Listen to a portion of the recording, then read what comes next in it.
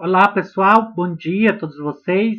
Nós estamos aqui para mais uma semana de aula e nesta aula de hoje nós teremos então como tema, como proposta para essa aula de hoje, a regionalização do Brasil. Nós iremos aqui discutir a divisão e a dinâmica regional, como que se dá aí o processo de divisões, das regiões brasileiras e com algumas características peculiares de cada região brasileira, como se dá aí o processo, de dinamização aí da regionalização brasileira, levando em consideração então cada critério, cada característica, de cada região brasileira. Então, o que é regionalização? É a divisão de um espaço ou território em unidades de áreas que apresentam um certo número de características que a individualiza. Então, a regionalização é quando você tem um espaço, um território que é dividido em unidades e essas unidades levam em consideração algumas características que as fazem, serem diferentes, serem individualizadas. Daí, nós temos, então, o processo chamado de regionalização. O surgimento das divisões regionais oficiais está ligada à ideia de planejamento que se consolidou no Brasil durante a Segunda Guerra Mundial. Então, essa ideia de dividir o Brasil em regiões, brasileiras, é uma forma de facilitar o planejamento e facilitar aí o investimento, nas regiões brasileiras. E isso, então, começou durante a Segunda Guerra Mundial. As divisões regionais, elas surgiram como forma de facilitar o planejamento regional e facilitar a integração entre um estado e outro. Também a regionalização, ela é utilizada como ferramenta de planejamento essencial que é utilizado pelo governo. Então, o governo, ele, após fazer uma série de levantamentos, e de análise aqui feito pelo IBGE, pelo censo, é que o governo vai destinar aí investimento para aquela área. Então, para que houvesse aqui uma facilitação na regionalização do Brasil, foi necessário, que levasse aí a divisão do Brasil em regiões, e também facilitar o planejamento, os investimentos. Então, a primeira divisão regional, ela aconteceu em 1913. Neste momento, não era uma divisão oficial. Ela era utilizada somente no ensino de geografia, a divisão aí de 1913.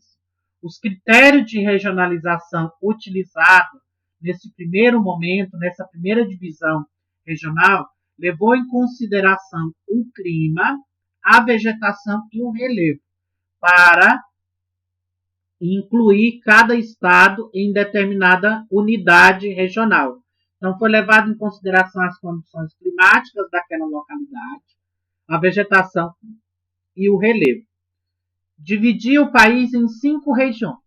Então, neste momento, em 1913, que era criada então uma regionalização não oficial, somente utilizada para o estudo da geografia, o Brasil, então, é dividido em 5 regiões, levando em consideração características e aspectos comuns. Essas regiões eram setentrional, norte-oriental, norte-oriental e oriental e meridional. Então, assim era dividido aí essas regiões de 1903. Aqui, então, você tem o mapa de como era feito, a divisão aqui de 1913. Nós temos, então, lá em cima, setentrional, depois norte-oriental, a central, a oriental e a meridional. Então, era assim que era dividido, né, o Brasil regionalmente em 1913. Agora nós vamos falar das divisões regionais oficiais. Então, com o passar dos anos, né, foi percebendo então que essa necessidade de regionalizar era de fundamental importância. O governo, então, percebendo, né, a importância do planejamento, foi oficializando aí, né, essa divisão regional. Centralizando, então, né, nesse momento, houve a centralização do poder político na esfera federal em 1930, né, que seria, então, a capital, né, aqui brasileira. Política de industrialização e integração nacional foi implantada pelo Getúlio Vargas, isso então em 1930. A necessidade de conhecimento estatístico do território levou a essa necessidade, né, da divisão regional. A criação do Instituto Brasileiro de Geografia e Estatística, né, o IBGE, que foi criado então em 1938, né? Inclusive este instituto existe até hoje e tem esse papel, né, de fazer aí análise geográfica e estatística, né, do Brasil. O órgão responsável pela produção da divisão oficial do Brasil. Então, o órgão, né, que ficou a cargo para fazer esse processo de regionalização foi esse Instituto Brasileiro de Geografia e Estatística, chamado então de IBGE, criado em 1938. A divisão oficial de 1940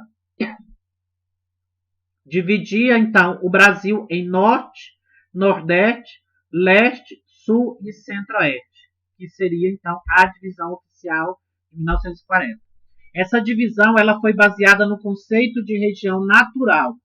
Foi levado em consideração alguns elementos, né, naturais, como a divisão regional fundamentada nos elementos naturais, principalmente levando em consideração o clima, o relevo e a vegetação. Os Estados-membros deveriam ser encaixados nas grandes regiões brasileiras. Resultado: pouca unidade natural das regiões brasileiras. Isso em 1940.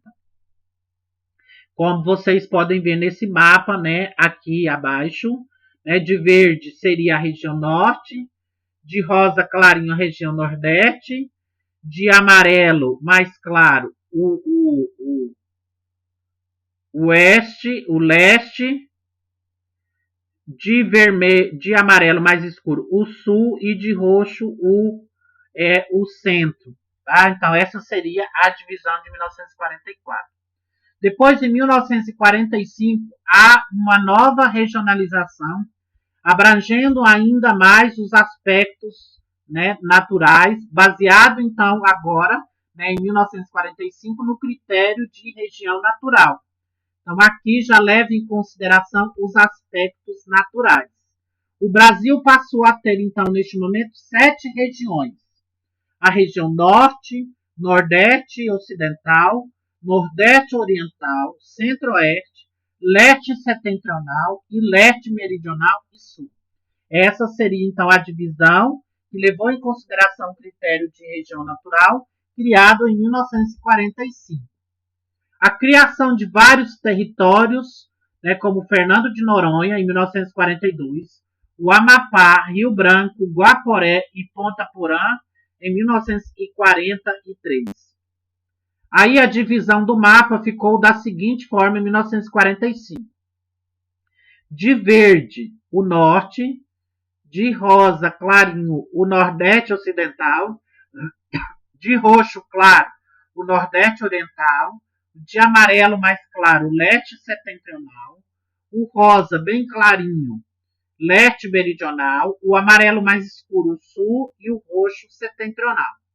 E nesse momento, né, há aí a criação do território de Fernando de Noronha no decreto de lei de 9 de fevereiro de 1942. E a criação dos territórios federais do Amapá, né, que antes não tinha, de Rio Branco, Guaporé, Ponta Porã e Iguaçu, que foi o decreto de lei de 13 de setembro de 1943. Depois, a divisão regional de 1970. Na divisão regional de 1970, baseada então em novos critérios e novos conceitos, aqui, né, levando em consideração o conceito de regiões homogêneas, né, ou seja, levando em consideração as características iguais, né, aqui os elementos iguais, né, como clima, como vegetação, como relevo, né, a combinação de aspectos naturais e econômicos com o predomínio do segundo elemento sobre o primeiro, né?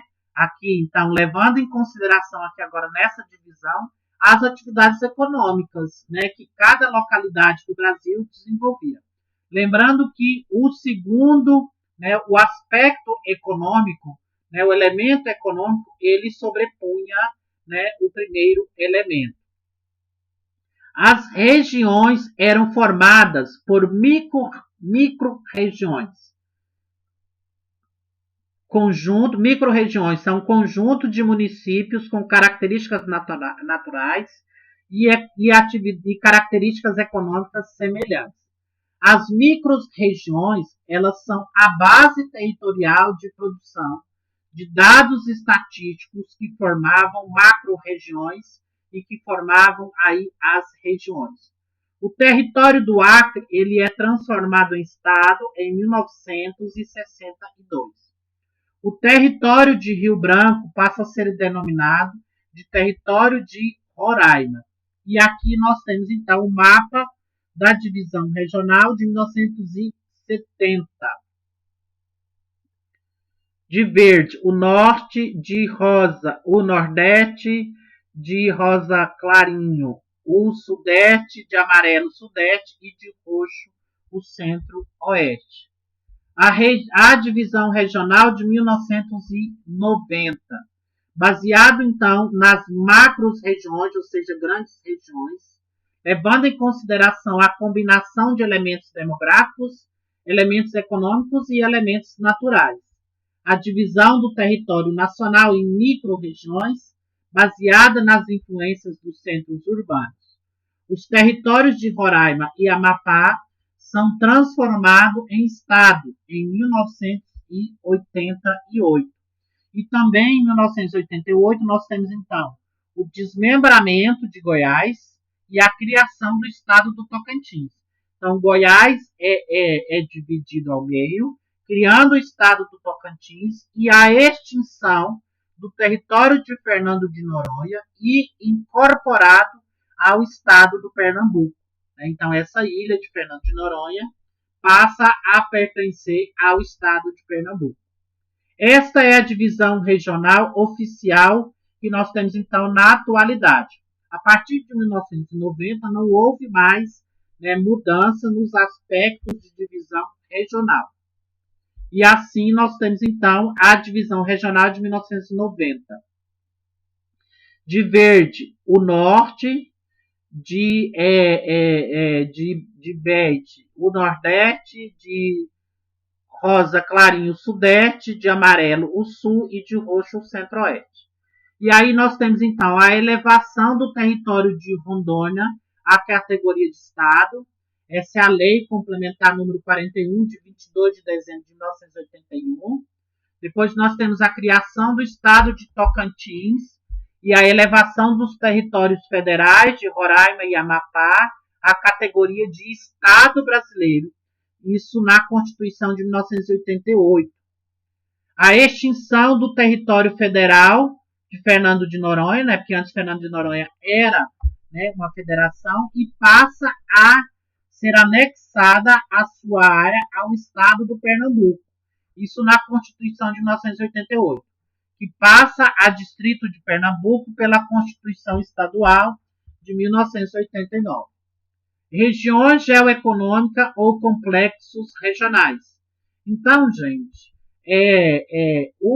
outros estudiosos, outros geógrafos, foi percebendo que o Brasil tinha aí as regiões chamadas então de aspectos geográficos e econômicos, que é uma proposta, né, inclusive sugerida pelo geógrafo Pedro Pinchas Geiser, criada em 1967, né, que, né, cria aí grandes regiões brasileiras, levando em consideração os aspectos geográficos e os aspectos econômicos. Com isso, então, nós temos a incapacidade de a divisão oficial traduzir o processo de integração e modernização nacional. Os complexos regionais refletem os resultados da integração econômica promovida pela concentração industrial do Sudeste. Os limites dos complexos não são os limites políticos administrativos dos estados. Então, essa divisão regional, ela expande aí os limites políticos administrativos. Aí, essa proposta, né, do Pedro Pinchas, né, ela resume aí o Brasil em 3 grandes complexos geoeconômicos, que seria a Amazônia, o Nordeste e o Sudeste. Essa divisão, segundo Pinchas, seria para oficializar aqui, né, integrar esse processo de modernização, levando em consideração os complexos regionais, né, aqui as atividades econômicas ligadas às atividades, né, industriais e às atividades de extração, né, de elementos naturais.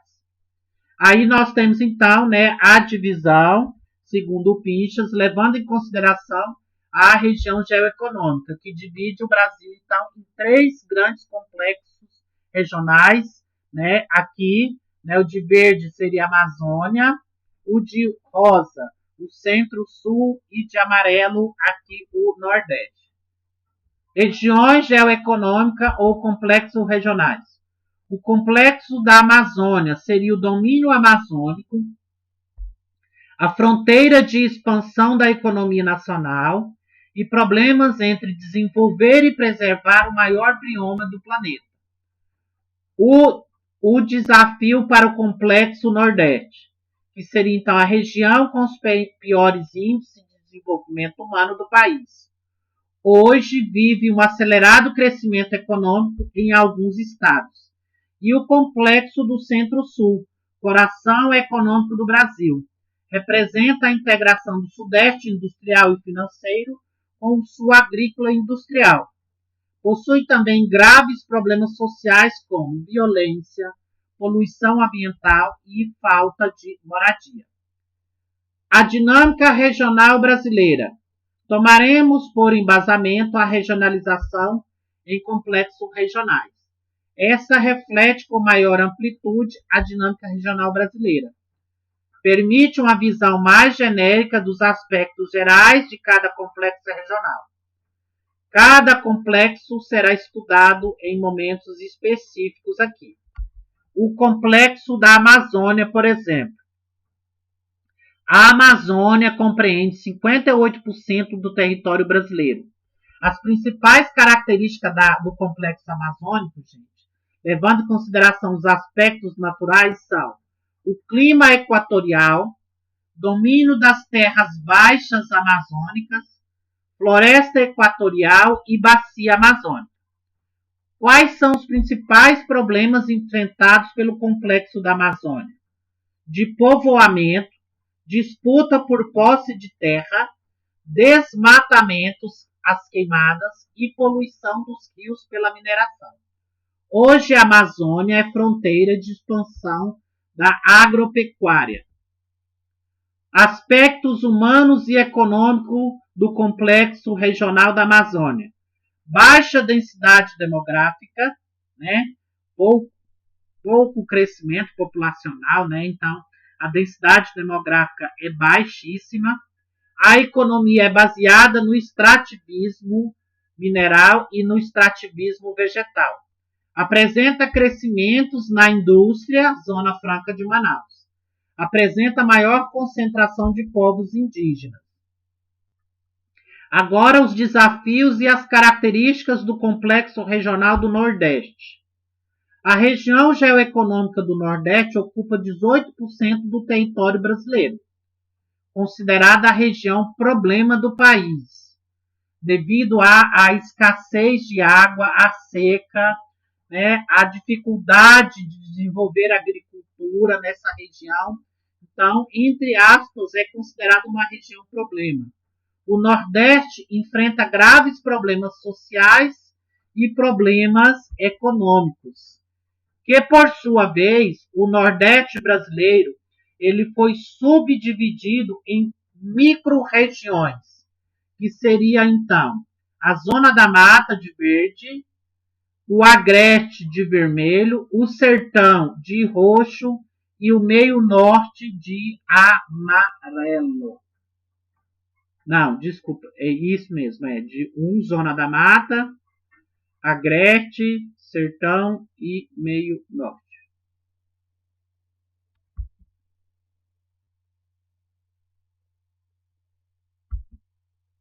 Agreste, a transição entre a Zona da Mata e o Sertão. Predomina a policultura e a produção leiteira. Na Zona da Mata, abrange a faixa litorânea mais próxima economicamente e mais populosa. O sertão é a região de clima semiárido e ocorrem frequentes secas. Predomina a pecuária de corte e a produção de frutas irrigadas. Então, há nessa região do sertão, né, uma atividade de irrigação muito grande, que é a produção de frutas nessa região. E o meio norte, que seria a transição entre o sertão e a Amazônia, que predomina o cultivo do coco, do babaçu, do arroz e do algodão. Aí nós temos, então, né,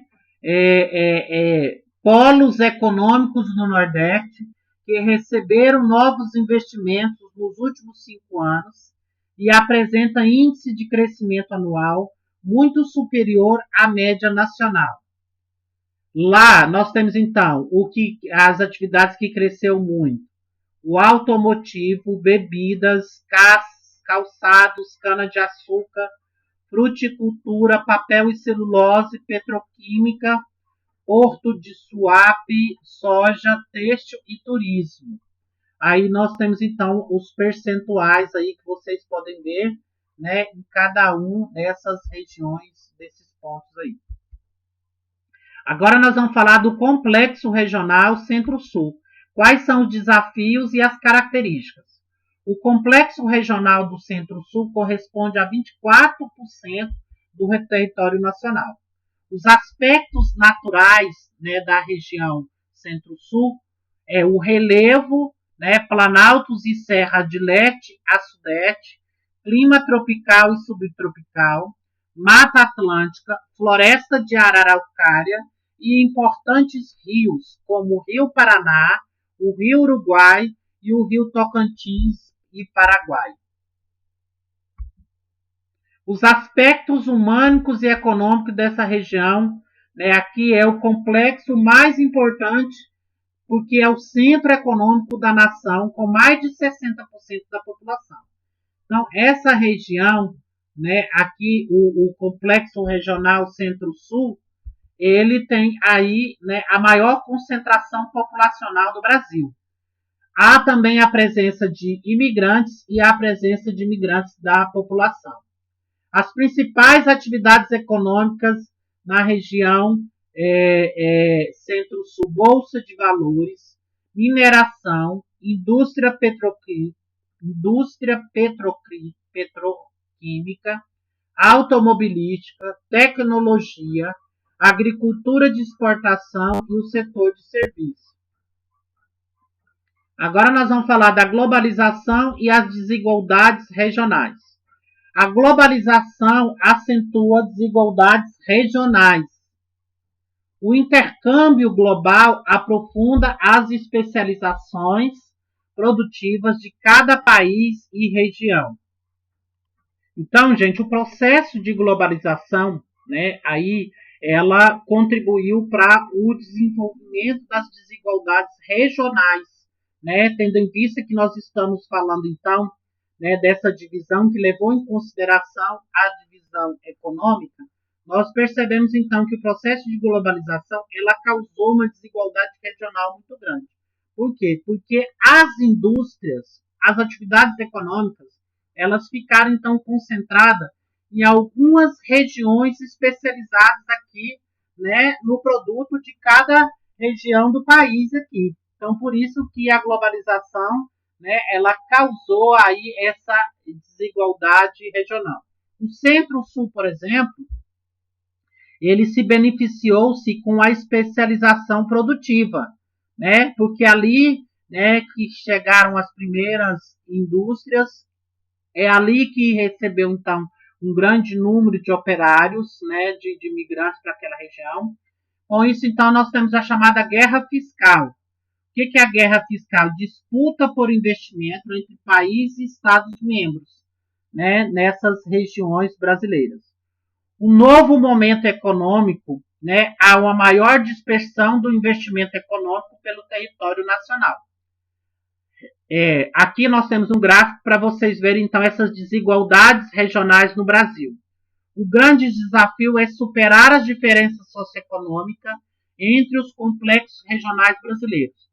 Aqui nós vamos ver a participação das regiões, né, no PIB nacional em porcentagem. Só para vocês verem, né, como que algumas regiões elas produzem mais, né, economicamente, e outras produzem menos.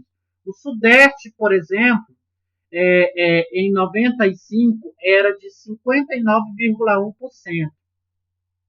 Em 2008 passou para 56%. O Sul, em 2008, 16,6%, e em 95, 16,2%. O Nordeste, em 95, 12%, e em 2008, 13,1%. O Norte, que é a região que tem menor participação no PIB nacional. Em 1995, né, aqui o PIB era de 4,2%. Em 2008, 5,1%. Já o Centro-Oeste, né, aqui em 1995 a contribuição era de 8,4% e em 2008 9,2%. Então daí dá para você ver uma desigualdade, né, na participação dos PIBs muito grande. Hoje a região Sudeste é a que mais contribui, né, com o PIB brasileiro. As causas das desigualdades regionais no Brasil.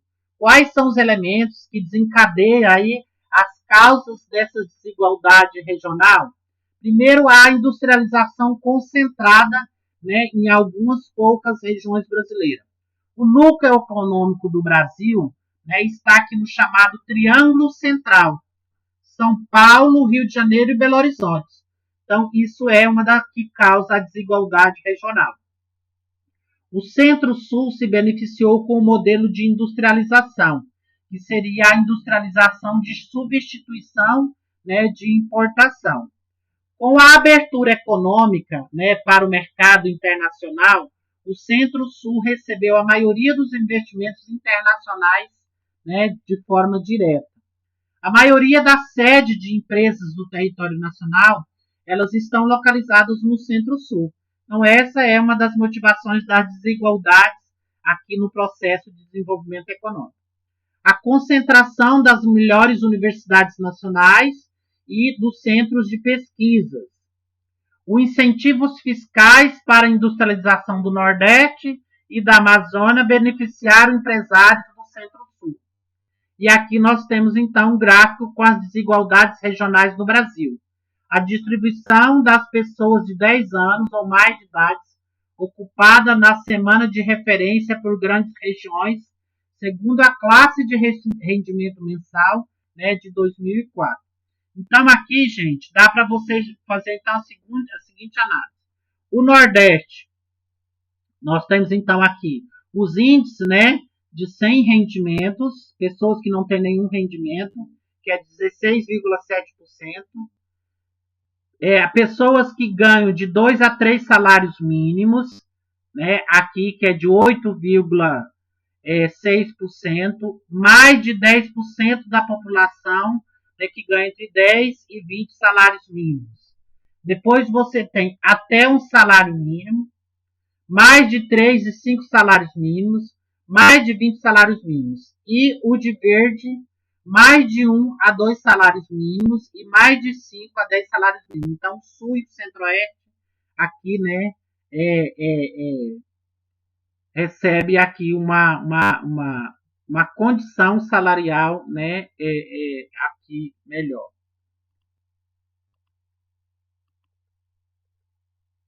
Desigualdades regionais no Brasil.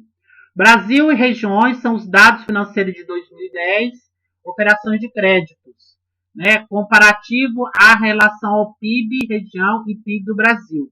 Então, aqui dá para vocês observar, né, que a região que tem os maiores PIBs aqui, né, são o Sudeste e o Centro-Oeste. E a evolução da taxa de analfabetismo por região. Né, vocês veem aqui, em 2000, né, a taxa de analfabetismo cresceu e em 2010, né, caiu um pouco aqui a taxa de analfabetismo, que é um dos indicadores para as condições socioeconômicas. Então, quanto maior é o grau, né, de alfabetização, maior é as condições salariais. Aqui nós temos, então, né, a taxa, né, de analfabetismo funcional, pessoas de 15 anos ou mais, a divisão por sexo e em porcentagem.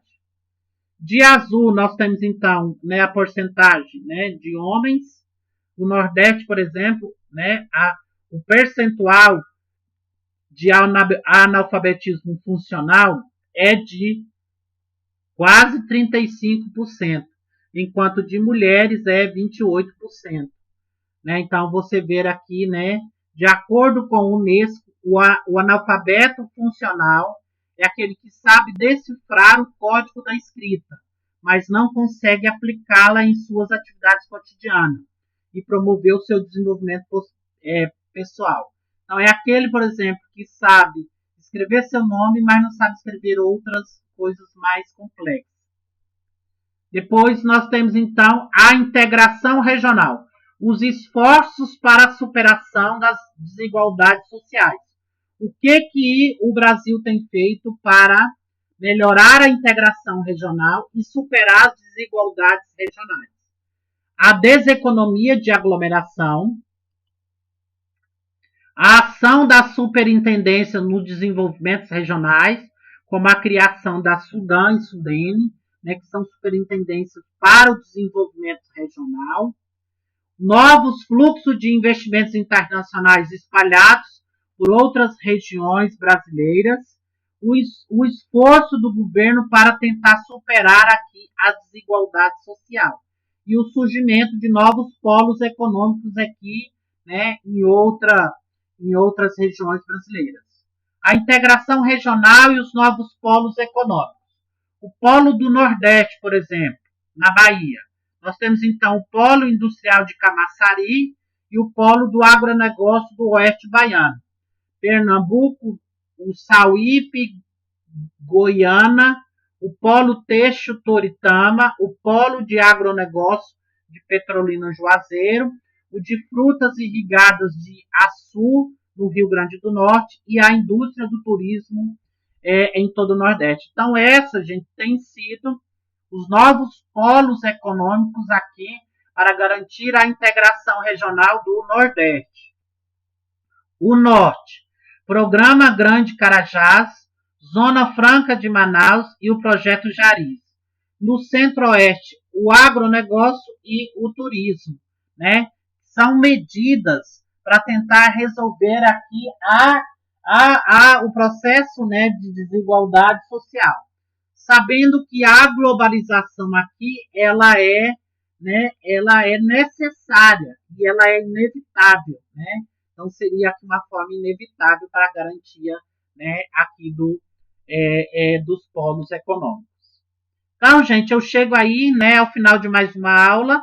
Qualquer dúvida que vocês tiverem, vocês poderão me procurar. Não deixe dúvida, né, não fique com receio, né, de trazer alguma dúvida aqui com relação ao conteúdo. Então, fique com Deus, até mais e até a próxima aula, tá?